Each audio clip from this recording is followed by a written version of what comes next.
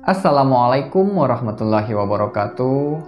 Mungkin lu pernah ngedengar sebuah keluarga yang harus rela kehilangan satu dari anggota keluarganya setiap 10 tahun sekali akibat dari perbuatan ayahnya sendiri karena ingin memperoleh kekayaan dan dilancarkan usahanya.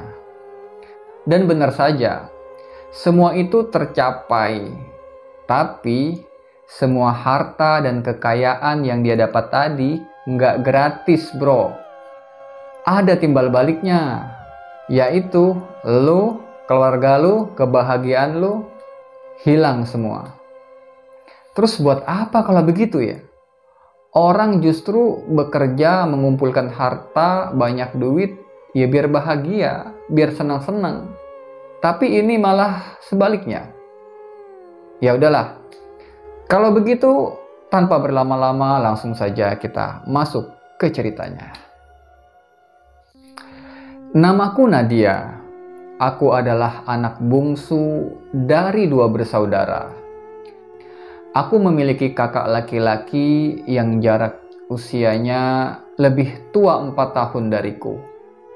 Mesti kami sering bertengkar, tapi dulu kakak telah mengajarkanku banyak hal yang sampai sekarang telah menjelma menjadi sebuah kebiasaan.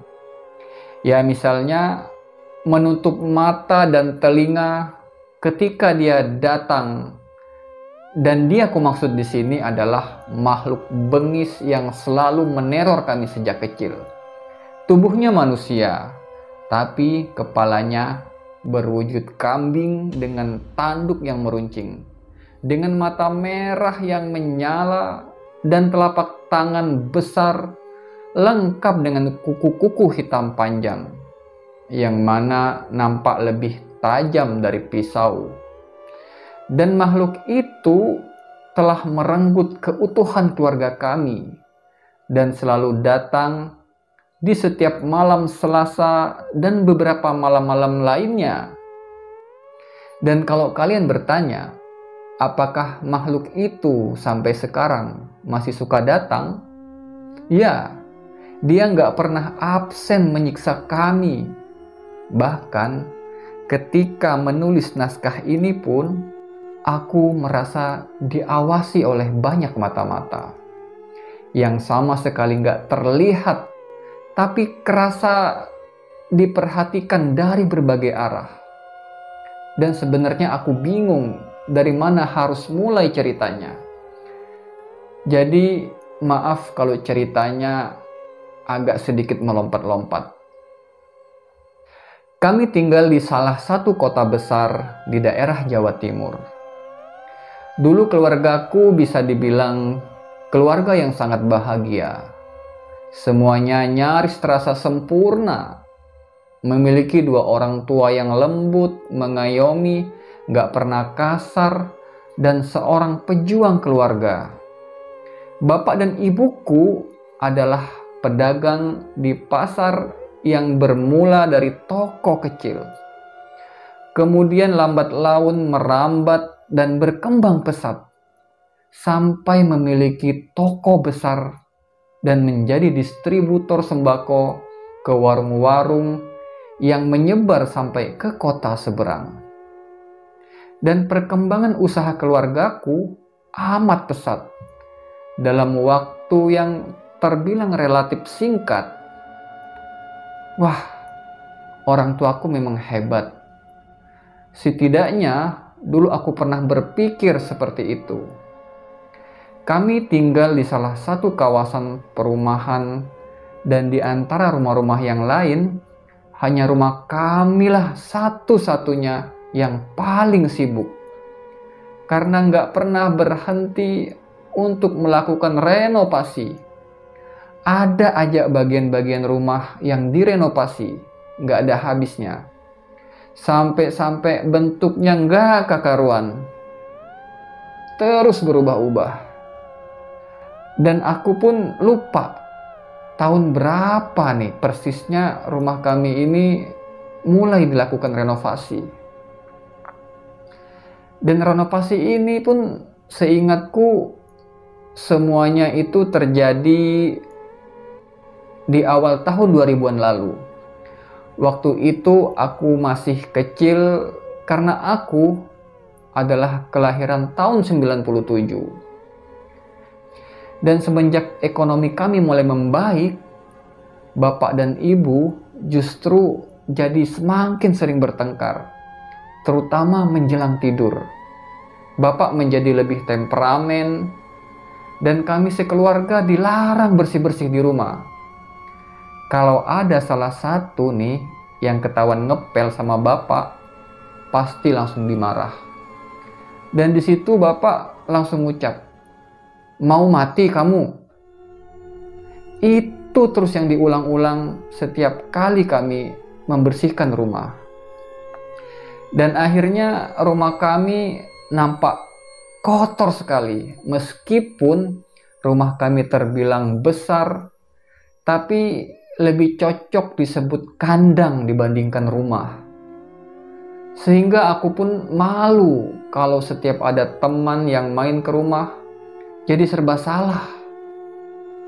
Nah, awalnya semuanya baik-baik saja, dan sampai suatu ketika ibuku ini menjadi aneh. Ibu jadi sering melamun, pandangannya tampak kosong, dan ibu mulai sakit-sakitan. Dan lebih parahnya lagi, setiap malam di atas jam 12 malam, itu ibu sering melindur. Bahkan sampai berjalan ke halaman belakang rumah. Di situ dia cuma diem aja sambil menatap ke arah pohon jambu yang ada di belakang rumah itu. Atau kadang-kadang dia suka melindur jalan keluar rumah. Dan di situ dia cuma jongkok aja di teras, melamun dengan tatapan kosong. Kadang-kadang juga suka berteriak-teriak seperti ketakutan, seperti akan disergap oleh makhluk yang mana cuma ibuku sendiri yang bisa melihat di situ. Dan lama-kelamaan ibuku sering mengalami demam tinggi, sakit. Semula kami ini berpikir, mungkin itu dampak dari demam ibu. Sampai gak lama kemudian, aku melihat bapak ini membawa 2 kepala kambing berwarna hitam. Tapi ketika ditanya sama kakak tentang kepala kambing ini, bapak malah balik marah dan menyuruh kami untuk masuk ke kamar masing-masing semua. Dan sejak saat itu aku betul-betul ingat kata-kata terakhir yang sering diucapkan sama ibu kepada kami berdua nih. "Maafin ibu ya, kalian harus nurut sama bapak, biar kalian hidup selamat."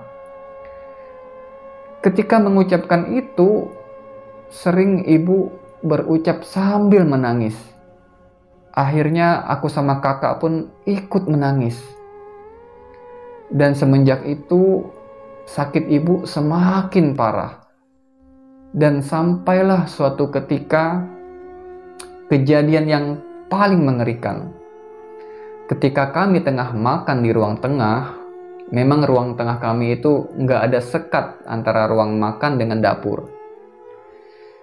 Jadi ibu ini ngomong kalau dia hendak mengambil air minum ke dapur. Tetapi setiba di dapur, bukannya ngambil air minum, ibu malah memasak air di panci besar. Di situ kami mengira mungkin ibu ini mau mandi air hangat. Tapi justru yang membuat aku menjerit histeris, aku melihat dengan mata kepalaku sendiri. Ibu berdiri di depan kompor. Dia membuka tutup panci yang airnya tengah mendidih, masih berada di atas kompor. Tiba-tiba saja, ibuku mencelupkan kepalanya sendiri ke dalam panci yang tengah mendidih itu. Dan kami pun semua berteriak. Dan dengan sigap bapak langsung berlari menghampiri ibu. Tapi ketika kepala ibu ditarik paksa dari dalam panci, ibu nampak kejang-kejang dan langsung jatuh ke lantai. Semua bola mata hitamnya hilang, putih semua.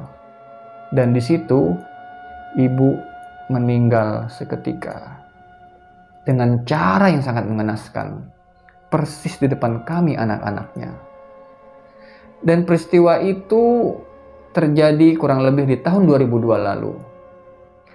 Dan setelah kepergian ibu, rumah kami mulai semakin banyak teror. Yang seolah-olah kehadiran mereka telah diundang akibat kematiannya ibu. Namun orang-orang sekitar mengatakan kalau ibu mengalami depresi tingkat akut dan gangguan kecemasan yang berat. Entah dari mana informasi tersebut bersumber. Karena informasi itu beredar liar begitu saja. Kadang berita tersebut sering membuat kami tersinggung. Tapi kami hanya bisa diam dan menyimpan kekesalan sendiri. Lalu hari demi hari pun kami jalani tanpa ibu. Bapak juga jadi jarang pulang dan lebih sering tidur di toko. Akhirnya rumah sebesar ini hanya dihuni oleh aku dan kakakku saja. Dan sejak usaha kami berkembang, Bapak sama sekali nggak pernah mau memakai pembantu rumah tangga. Katanya sih dia nggak suka kalau ada orang luar di antara kami.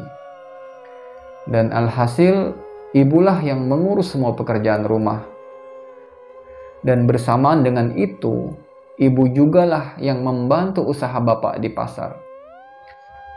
Namun, yang sangat terasa jauh berbeda adalah suasana rumahku. Benar-benar terasa asing. Sampai suatu malam, sebelum 40 hari kepergiannya ibu, kakakku tiba-tiba mengetuk kamarku. Di situ dia tampak gemetar dan ketakutan. Dan wajahnya mengalir keringat. Tapi kakak nggak cerita macam-macam di situ. Dia cuma bilang kalau dia mau tidur di kamarku. Soalnya kamarnya panas. Tapi setelah beberapa tahun ibuku meninggal, barulah kakak ini bercerita kalau sebenarnya malam itu dia melihat ibu tengah di kerangkeng rantai besi. Di situ ibu menangis kesakitan dan berteriak menyuruh kakak lari. Lalu kemudian ada makhluk hitam besar berbulu yang menyergap kakak. Dan akhirnya kakak pun tersentak bangun. Tapi ketika sudah bangun, kakak ini masih mendengar suara tangisan ibu dari arah halaman belakang rumah. Yang memang kamar kakak ini jendelanya menghadap langsung ke halaman belakang. Di situ suara ibu menangis merintih, terdengar begitu jelas. Dan gak berhenti di situ saja. Kakak tiba-tiba merinding. Akhirnya dia lari keluar dan membangunkanku seketika. Dan sejak kami sering ditinggal di rumah berdua dengan kakakku, kami sering mendengar suara-suara aneh seperti gerak langkah keras dari lantai atas, tepat dari ruang kerja bapak. Dan hampir setiap malam kami juga sering mendengar suara kambing dari arah halaman belakang rumah. Padahal kami tinggal di perumahan yang bisa dibilang elit. Nggak ada satupun tetangga yang memelihara kambing. Sampai-sampai aku juga pernah beberapa kali ditanya sama tetangga. Mereka menduga kalau kami ini memelihara kambing di rumah. Karena tetangga-tetangga sering mendengar suara kambing setiap tengah malam sampai menjelang subuh. Kemudian setiap hari Senin selalu saja Bapak ini melakukan ritual di ruang kerjanya dengan membawa kepala kambing hitam, dan setelah ritual itu memang bisnis Bapak semakin maju. Bapak juga semakin banyak mendapatkan proyek-proyek lain. Dan gak dipungkiri juga, aku pun menikmati segala fasilitas yang Bapak kasih. Dan itu memang bisa dikatakan lebih dari cukup. Bapak juga sering bersedekah ke masjid, ke panti-panti. Setidaknya ya secara nggak langsung membantu untuk menampilkan segala pikiran buruk tentang Bapak ini. Dan sampailah pada tahun 2012, pertengkaran hebat terjadi antara kakak dengan Bapak. Waktu itu kakak mengamuk tak terkendali. Sampai-sampai kakakku itu membawa pisau dan mengancam hendak membunuh Bapak. Aku di situ hanya bisa menangis sembari berusaha sekuat tenaga untuk menahan kakak agar tidak kelepasan. Di situ anehnya kakak ini ngomong, "Kamu bunuh ibuku, sekarang gantian aku yang membunuhmu." Aku terkejut dengan kata-kata kasar yang berulang-ulang diucapkan oleh kakak. Kakak tersulut emosi seperti orang kesetanan. Sedangkan Bapak ketika itu hanya diam tanpa melakukan perlawanan. Seolah-olah Bapak ini mengakui semua perbuatannya. Dan tiba-tiba Bapak menangis. Dia pun ngomong di situ, "Iya, seharusnya Bapak yang mati, bukan ibumu." Lalu Bapak pun menjelaskan kalau selama ini dia melakukan pesugihan itu atas persetujuan ibu. Memang mulanya perjanjian itu tidak meminta tumbal manusia, hanya ritual dan penyerahan kepala kambing hitam sebagai pengganti tumbalnya. Tapi nggak diduga-duga oleh Bapak, tiba-tiba saja dia mendapat mimpi kalau iblis itu meminta tumbal dari orang yang paling disayang oleh Bapak. Lalu satu dari anak-anak Bapak harus menjadi tumbal, yaitu antara aku dan kakak. Namun ibu menolak. Kemudian ibu menawarkan diri untuk menjadi pengganti kami. Sampai ibu pun meninggal dengan cara tragis. Aku nggak tahu gimana menyikapi kenyataan yang mengejutkan itu. Satu-satunya yang bisa kulakukan sebagai anak yang berusia 15 tahun, aku hanya bisa menangis. Lalu beberapa hari setelah kejadian itu, kakakku nggak pulang ke rumah. Sampai akhirnya Bapak pun mencari kakak yang menginap di rumah temannya, lalu memintanya untuk pulang segera. Lalu Bapak pun mengumpulkan kami, dan di situ Bapak mengakui semua kesalahannya. Bahkan dia menjelaskan, "Kalian berdua kan sudah dewasa. Bapak nggak ingin ada korban lain selain ibu." Dan inti dari pembicaraan itu adalah kalau Bapak secara nggak langsung meminta kami untuk menerima kenyataan yang menyedihkan ini, sekaligus meminta kami untuk membantu Bapak melanjutkan ritual dan menjaga rahasia keluarga ini. Karena semuanya telah terjadi dan gak bisa diubah lagi.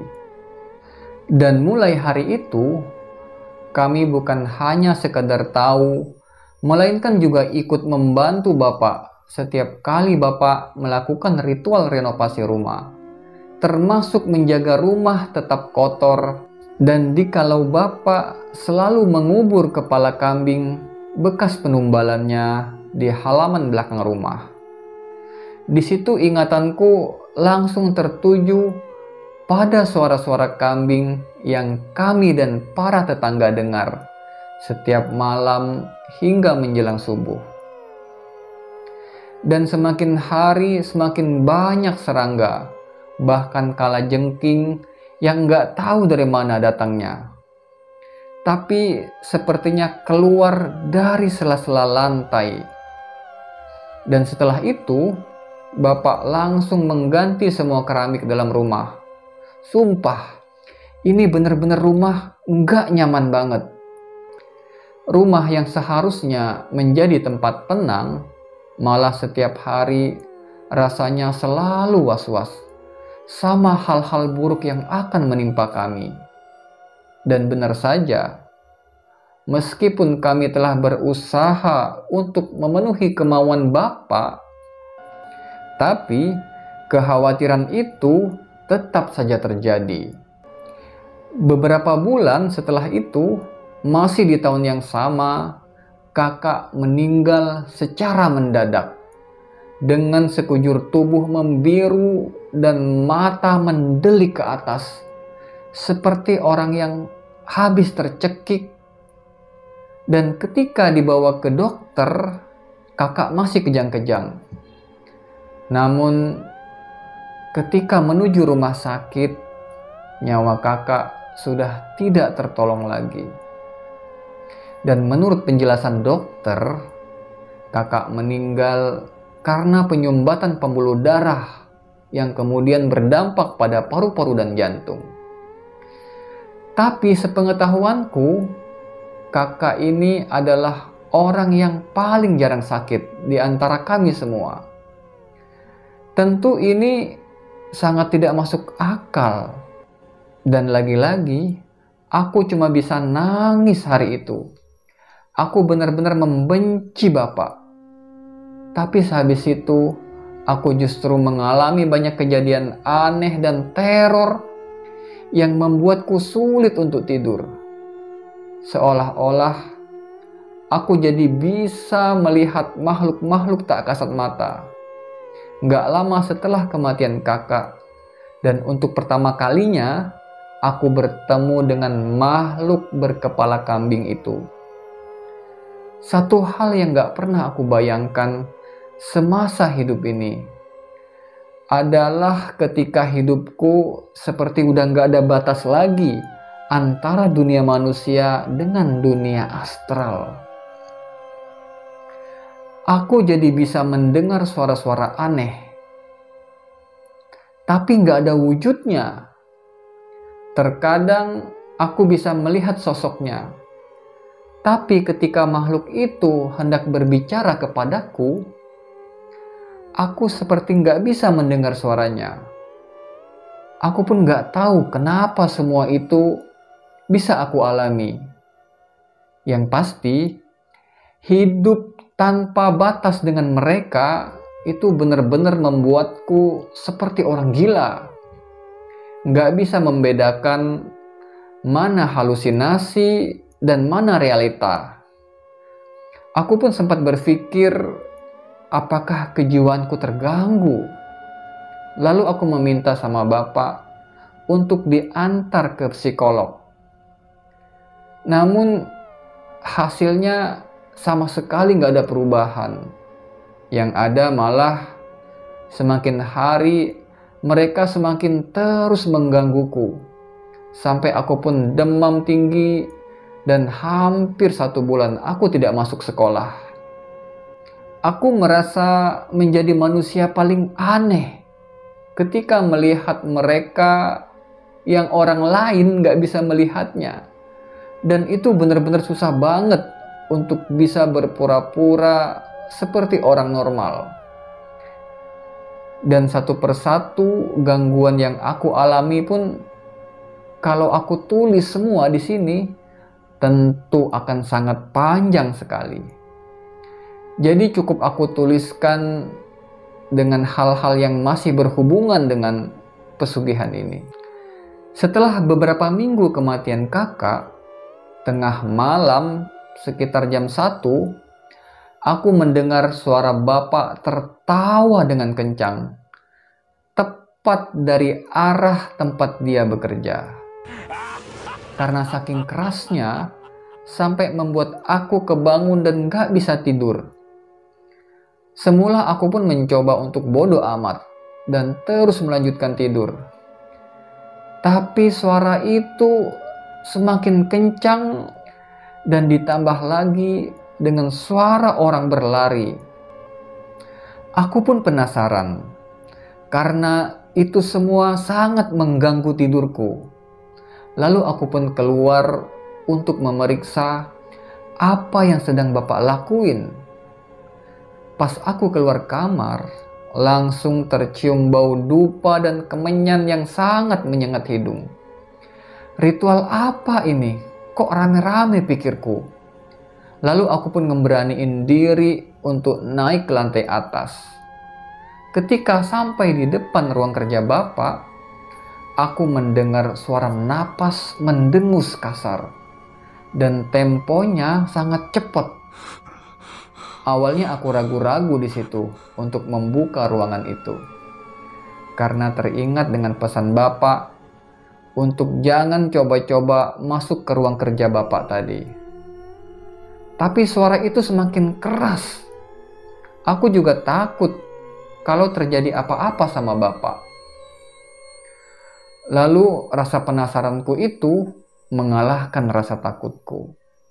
Akhirnya pelan-pelan aku buka pintu kamar itu, sekedar untuk mengintip. Tapi betapa terkejutnya aku. Ternyata aku melihat bukan bapak, melainkan makhluk setengah manusia berbadan kambing tadi, tengah makan.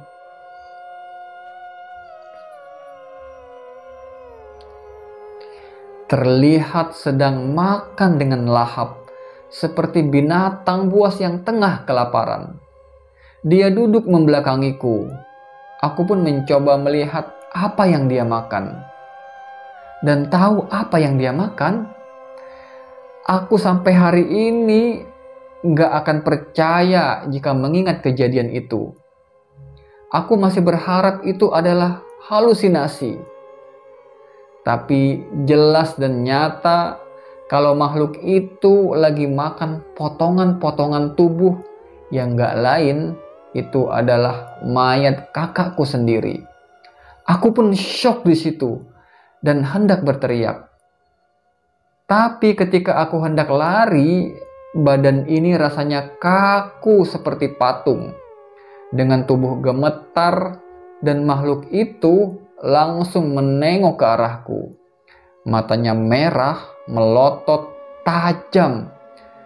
Dan secepat kilat dia berbalik ke arahku, lalu menyergapku, seperti akan menerkam.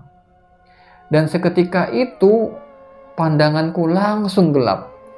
Dan aku pun terbangun di kamarku dengan kepala yang pusing banget. Dan badan ini terasa remuk sakit semua. Seperti habis dibanting dan di lengan tangan tampak banyak luka bekas cakaran. Dan aku pun memanggil-manggil bapak ketika itu.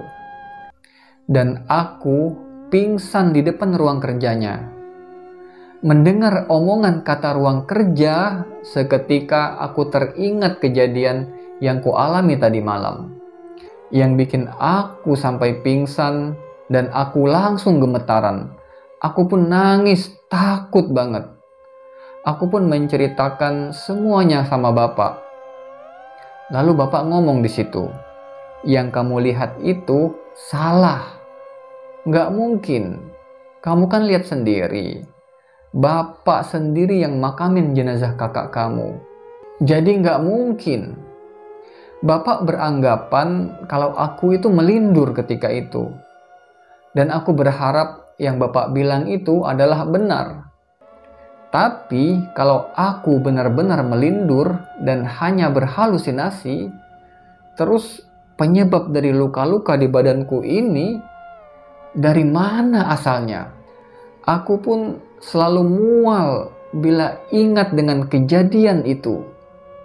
Makhluk kepala kambing itu makan mayat kakakku, dan sejak hari itu si kepala kambing itu selalu datang menampakkan diri di setiap malam Selasa. Dan dia selalu menggangguku dan bikin aku persis kayak orang gila. Gak bisa hidup normal sampai bertahun-tahun. Aku pun merasa tersiksa kalau terus harus hidup seperti ini. Tapi Bapak masih terus saja melakukan ritual rutin penumbalan kepala kambing. Dan sebagaimana yang dijanjikan, usaha Bapak pun terus berkembang dari tahun ke tahun.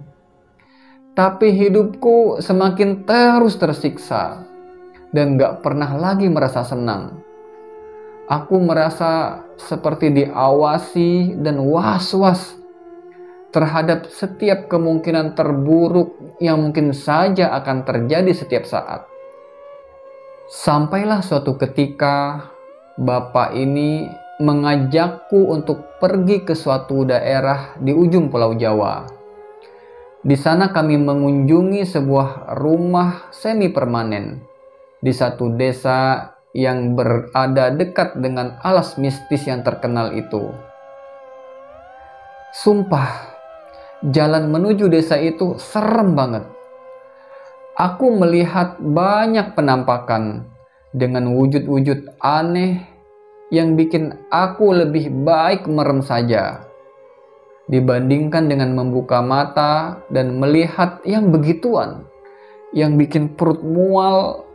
Dan aku juga mendengar suara bisikan-bisikan entah dari mana yang menyuruh untuk mati saja. Dan bisikan itu datang dari berbagai arah yang aku pun gak tahu. Dan sesampainya di sana, ternyata itu adalah rumah dukun tempat Bapak dulu melakukan ijab pesugihan. Tujuan Bapak datang lagi ke rumah itu adalah untuk menceritakan semua yang dialami oleh Bapak dan keluargaku. Dan Bapak meminta tolong ke dukun itu sampai memohon-mohon agar bisa dibantu untuk terlepas dari ikatan pesugihan ini. Dan Bapak juga berjanji akan memberikan apa saja yang diminta oleh dukun itu, asalkan bisa memutus pesugihan itu. Namun responnya di luar dugaan dan harapan kami. Aku ingat banget, dukun itu cuma ngomong dengan datarnya. Semuanya sudah terlambat. Dia tidak akan melepaskanmu. Dan di ruang dukun itu, Nadia ini sempat memperhatikan ada beberapa foto yang ditempel di dinding rumah dukun itu. Dan foto itu adalah foto orang-orang yang sudah ditolong oleh dukun itu. Dan di antara foto tersebut, ada beberapa yang terdapat bercak hitam di kepalanya, termasuk foto ayahku. Di situ si dukun cerita, kalau titik hitam tadi muncul dengan sendirinya. Dan titik hitam itu membuktikan kalau orang tersebut sudah melanggar perjanjian yang sudah disepakati. Dan disinilah letak kesalahan ayahnya Nadia. Yang semula perjanjiannya hanya menggunakan kepala kambing tanpa menggunakan nyawa manusia, tetapi akibat keserakahannya ingin memperoleh harta yang berlebih, sehingga perjanjiannya pun berubah sampai meminta nyawa manusia, yaitu dari anggota keluarganya sendiri, mulai dari ibu, kakak, termasuk Nadia adalah calon yang akan menjadi tumbal di setiap 10 tahun berikutnya. Nah, mendengar jawaban dari dukun tersebut, ayahnya Nadia langsung marah-marah. Dia pun ngamuk habis-habisan di situ. Dia acak-acak benda apa saja yang ada di situ. Emosi bapak benar-benar meledak di situ. Dia mengoceh sampai telingaku sakit mendengarnya. Tapi dukun itu malah balik membentak bapak. Dan dia bilang, yang bikin kamu kayak gini adalah akibat keserakahan kamu sendiri. Habis itu kami diusir. Dan kedatangan kami jauh-jauh ke sini hanya sia-sia. Aku pun gak tahu apa yang membuat bapak tampak sepanik itu. Karena bapak belum pernah terlihat seperti itu sebelumnya. Aku pun menduga-duga, mungkinkah bapak ini mengetahui sesuatu tapi disembunyikan olehnya. Dan sejak itu, bapak beberapa minggu gak melakukan ritual. Sampai suatu hari, dia pun mengamuk di ruang kerjanya sendiri. Sampai nangis senangis-nangisnya. Dan baru pertama kali itu aku melihat bapak nangis sampai terisak. Lebih daripada kematian ibu dan kakak. Yang air matanya masih bisa ditahan-tahan. Tapi kali ini benar-benar menyedihkan sekali. Dan di tahun-tahun itu, kami pun pergi dari satu dukun ke dukun yang lain, dari guru spiritual, kiai, dan segala macam orang pintar, untuk meminta bantuan agar bisa terbebas dari makhluk-makhluk itu.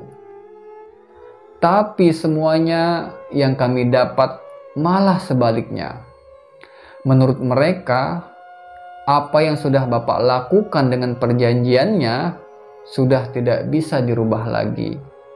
Karena makhluk yang membuat perjanjian tadi bisa menembus alam manusia. Akhirnya dengan penuh rasa penyesalan, kami pun mutusin untuk kembali pulang ke rumah dan pasrah. Mungkin inilah jalan hidup yang harus kami lalui. Meskipun di akhir-akhir tahun 2021, Bapak ini udah gak pernah lagi melakukan ritual di kamar kerjanya. Namun makhluk itu masih selalu datang, khususnya di malam-malam Selasa dan hari-hari lainnya. Aku pun masih terus merasa seperti diawasi.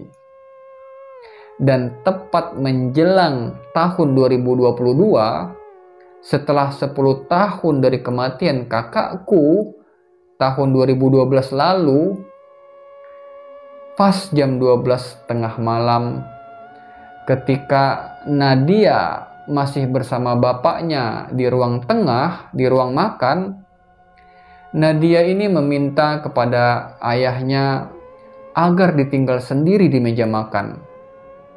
Dan ini adalah permintaan terakhir dari Nadia. Akhirnya, dengan berat hati, ayahnya Nadia pun meninggalkan Nadia di meja makan sendiri. Dengan perasaan penuh was-was dan sangat khawatir. Kalau-kalau terjadi sesuatu kepada Nadia. Dan benar saja, gak berapa lama, tepat di belakang Nadia, muncul sosok mengerikan tadi, yaitu manusia berkepala kambing. Dengan tanduk yang runcing berkuku panjang berdiri di belakang Nadia. Dan setelah kemunculan makhluk itu, tiba-tiba saja Nadia menguliti tubuhnya sendiri dan menggorok lehernya dengan sebilah pisau yang ada di meja itu. Dan Nadia pun meninggal seketika. Dan melihat kejadian itu, ayahnya Nadia berteriak, menangis, histeris, dan menyesali apa yang sudah ia lakukan selama ini. Bahkan, sejak kejadian itu, ayahnya Nadia mengalami trauma berat. Dia sering tertawa sendiri, senyum-senyum sendiri, bicara sendiri. Kadang-kadang tiba-tiba menangis tanpa sebab. Hingga sampailah suatu ketika ayahnya Nadia ini melihat ada sekelebat bayangan lewat dan masuk ke ruang kerjanya. Lalu diikutilah oleh ayahnya Nadia.